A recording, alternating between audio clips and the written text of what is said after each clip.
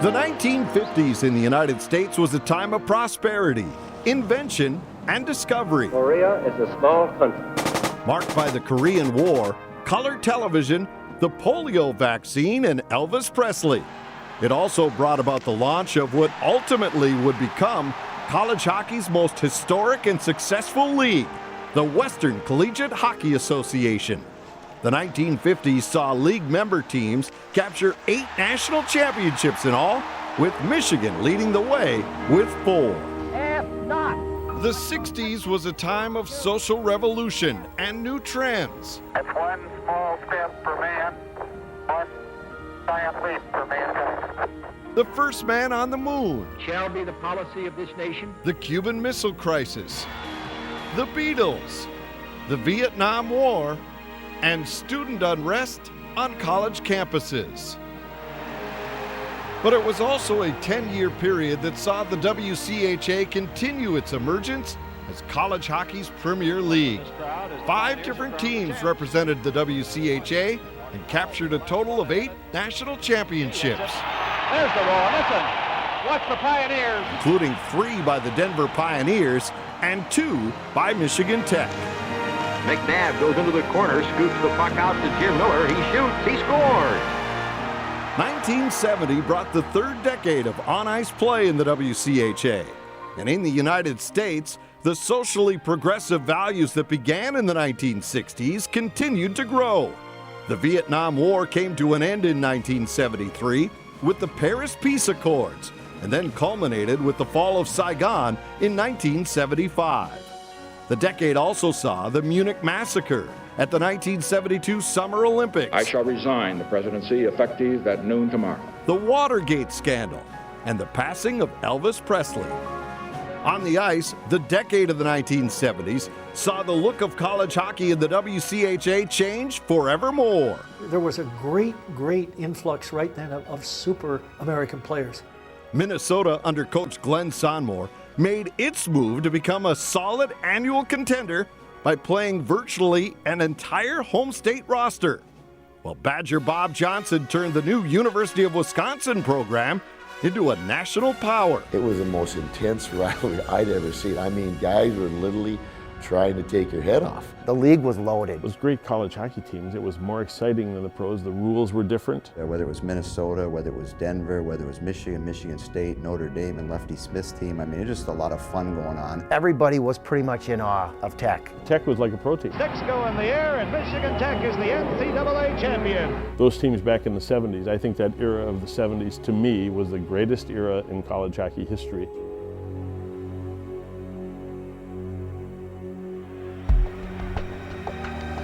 In the 1969-70 season, Minnesota was led by prize goaltender Murray McLaughlin and by a dashing freshman named Mike Antonovich. Whenever we were in a situation where we looked like we're really up against it and we needed a big goal or a big play, he just seemed to have the ability to do that. Along with classmate Dean Blaze, the Gophers shocked the league to claim their first title since 1954 with a school record-setting 18-8 league mark. But Tech and Wisconsin won regional verdicts to advance to the NCAA Final Four. Both lost, however, in the semifinals as Cornell beat Clarkson 6-4 for the title in Lake Placid. Michigan Tech would top Denver and Wisconsin for the 1970-71 title, but again the playoffs proved surprising. This time, sophomore Antonovich led Minnesota from a 5th-place WCHA finish through a string of upsets. We got hot at the right time, and we had upset Wisconsin and closed their rink up, which at that time was the greatest thing that we thought could ever happen. And then we'd come in and we tied the game up in the last 7 seconds against Harvard while we were shorthanded to put us into the finals. So for a while, we appeared to be a team of destiny, and I was absolutely convinced we were gonna win. But the Gophers' quest for Minnesota's first national title fell 4-2 to Boston University in the final. It was the first of 2 straight titles for BU. In 1971-72, Notre Dame became the 10th entry into the WCHA. Denver won the league title at 19-9. A tiny Colorado College center named Doug Palazzari produced 27 goals and 57 points to win the scoring race. Doug Palazzari was a player that was only about 5'6", 5'7", height-wise, but his heart was as big as the state of Minnesota, and that's how he played the game. In the NCAA tournament at the Boston Garden, Wisconsin wound up beating Denver 5-2, but it was in the third-place game. Minnesota's fortunes had nosedived in 1971-72, with Sonmore leaving in mid-season to organize the Minnesota Fighting Saints in the Old World Hockey Association, and he took Antonovich with him. Ken Yackel took over as the interim coach until he convinced athletic director Paul Giel to entrust the Gopher program to a bright young coach named Herb Brooks. Hey, Stan, this isn't a basketball game now. Come on. Get in that thing. To tell you that he was going to be as much as a genius as he is, I didn't know that, but I knew he was going to be very good. In 1972-73, Denver beat Notre Dame for the conference championship, with Eddie Bernbacco of the Fighting Irish winning the scoring title with 65 points, including 31 goals for Lefty Smith's Fighting Irish. It's the national anthem prior to the start of the 26th National Collegiate Hockey Championship. But Wisconsin, a close third, got hot at the right time. Out front to Talafit. Behind tournament MVP Dean Talafis, and stormed to the NCAA crown with a 4-2 victory in Boston. Pay to Winchester. His shot's deflected. Johnson scores. The Badgers defeated a Denver powerhouse that included goaltender Ron Graham and forward Peter McNabb, as Wisconsin finished the season with an NCAA championship and a record of 29-9-2. In 1973-74, Michigan Tech won the league title, but Minnesota, which finished a distant second, had a league-leading goaltender in Brad Shellstad and a feisty centerman in Mike Polich. Herb Brooks worked his first coaching magic to beat Michigan and Denver in a total goal series to gain a spot in the Final Four in Boston Garden. The Gophers seemed to be fading in the face of a closing rally of BU in the semifinals, but Polich's dramatic shorthanded goal let the Gophers gain a 5-4 triumph. That was the biggest goal in the history of the University of Minnesota hockey, because without that goal, they don't win that game. You know, that was the breakthrough, and it was just an amazing goal, an amazing play. Minnesota would go on to beat league champion Michigan Tech 4-2 for the school's first NCAA hockey title. 1 year later, Minnesota won the WCHA title, setting school records for league victories with 31, just 10 losses and 1 tie overall. Again, good evening from the St. Louis Arena, where Michigan Tech will meet the University of Minnesota for the NCAA championship. But Michigan Tech, second to the Gophers, returned the favor and thrashed Minnesota 6-1 in the 1975 NCAA final in St. Louis. Morrow in front of him. Now he scores! Picked up by Minnesota. Jensen steals it, moving in. Puts it right up front. They score! Zook! They were just awesome. They had Mike Zook and Bob Delvise, Steve Jensen. Jensen moving in, a drop pass. Back to Jensen. Right up front, they shoot. They score! They were loaded, top to bottom. Back of the net. Roberts digs it out in front. A shot. There they score! Zook moving in. He fires it over across the crease. Now here's a shot. Hit traffic right there. They score! Delvise! We were flat. We were upset with that game. We could have played much better than we did. Michigan Tech is the NCAA champion. They were a great hockey team. They were probably the first school to take the guys that are a year or two out of juniors and then come down, and very, very good hockey club though. Michigan State's Tom Ross amassed 80 points with 32 goals for the league scoring title. He saw the ice as well as anybody. Similar to Gretzky. He was just the guy that could put the puck on anybody's tape, and then wasn't afraid to put it in himself if he got in the position to do so.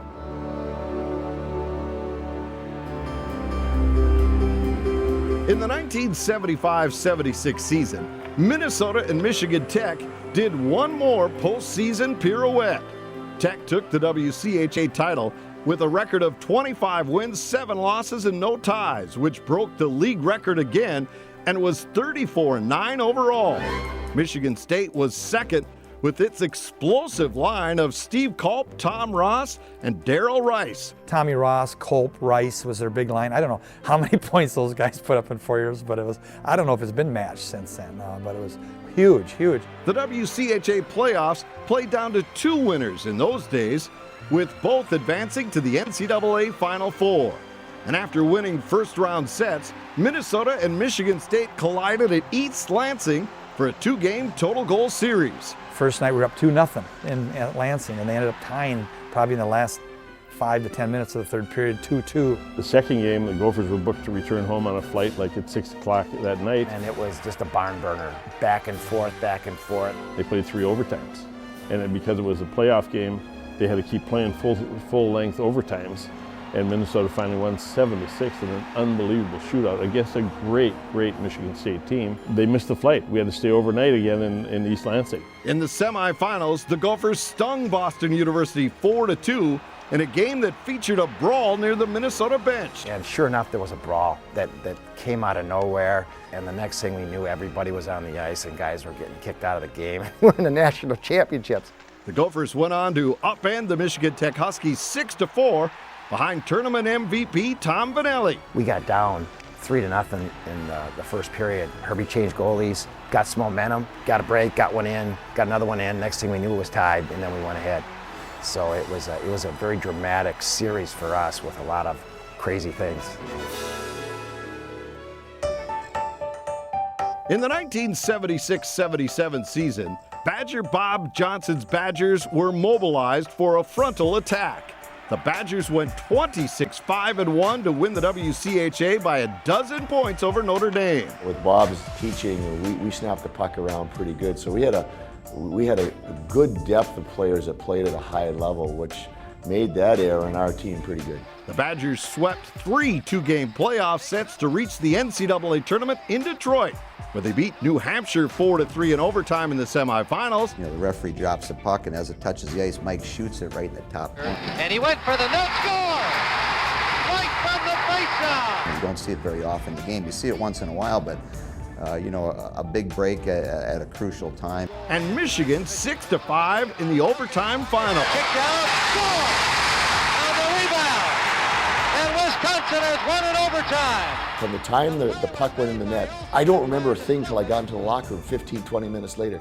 There was such a natural euphoric high. I see pictures on the ice and I'm talking to people. I have no recollection of any of that because of the euphoric high that came from just winning that national championship. In the 77-78 season, the league gave out 4 points per game in a WCHA-style inflation. The league's scoring race that year wound up a tie between power play teammates Mark Johnson, the coach's kid, with 39 goals, 31 assists, and 70 points, and Mike Eves, who had 25 goals, 45 helpers, and also 70 points. Meanwhile, Colorado College upset Denver in the league playoffs, and only Wisconsin represented the WCHA at the Final Four, losing 5-2 to Boston University. Amid all the spectacular WCHA seasons, if one had to be picked out where the talent was absolutely at its best, it had to be the 1978-79 season. You know, everyone always says, well, now you look at pro football now, the players today are bigger, stronger, faster, and you could never compete. They say the same thing about hockey, and in my opinion, it's simply not true. North Dakota, led by Dave Christian, Kevin Maxwell, Bob Iwabuchi, and others, went to Minnesota for the final weekend of the season against a Gopher team that included the names of Broughton, McClanahan, Baker, Ramsey, and others. The Gophers won 5-2 to move within 1 point of the Sioux for first place. But North Dakota won on the final night, with Christian getting his team's last 2 goals in a 4-2 victory. UMD was third with Gus Hendrickson's Bulldogs, starring Mark Pavlich, John Harrington, and defenseman Kurt Giles. Wisconsin, they were fourth, with Mark Johnson and defenseman Bob Suter powering the Badgers.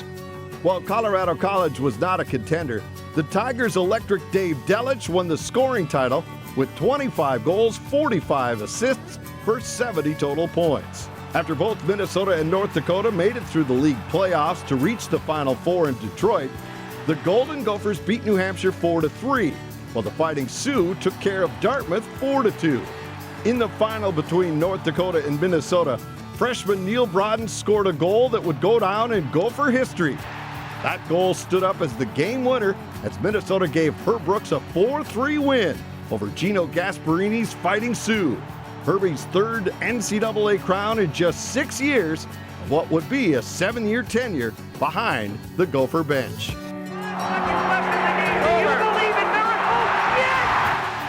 The next year was 1979, and Brooks took 8 Gophers plus Mark Johnson, Suter, Harrington, Pavlich, and Christian with him. Those 13 WCHA representatives went off to Lake Placid to slay the Soviet Union and go on to win Olympic gold in one of the most incredible sports stories in U.S. history. Meanwhile, back in the WCHA, North Dakota would go on to win the league and NCAA title games. North Dakota beat Dartmouth 4-1 in the semifinals and smacked Northern Michigan 5-2 in the title game to give the Fighting Sioux the national championship. As the decade of the 1970s came to a close in the WCHA, the league was positioned to continue its remarkable string of successes of the first 30 years. I mean, we had a good team, but our opponents in our league made us better because when you're playing against teams that are good, like your teams, they force you to another level. There is no night off in this league. You have to play that way. When we go on the road, the idea was if we could get a split and then sweep at home, we'd have an outstanding, excellent chance to win the league, which was very difficult to do. Those teams back in the 70s, I think that era of the 70s to me was the greatest era in college hockey history. In all, WCHA member teams had already claimed 8 national championships in the 1950s, 8 more in the 1960s, and now 7 more in the 70s. What would the 1980s bring? Stay tuned for the 4th installment of the history of the WCHA, decade by decade, coming in February of 2012.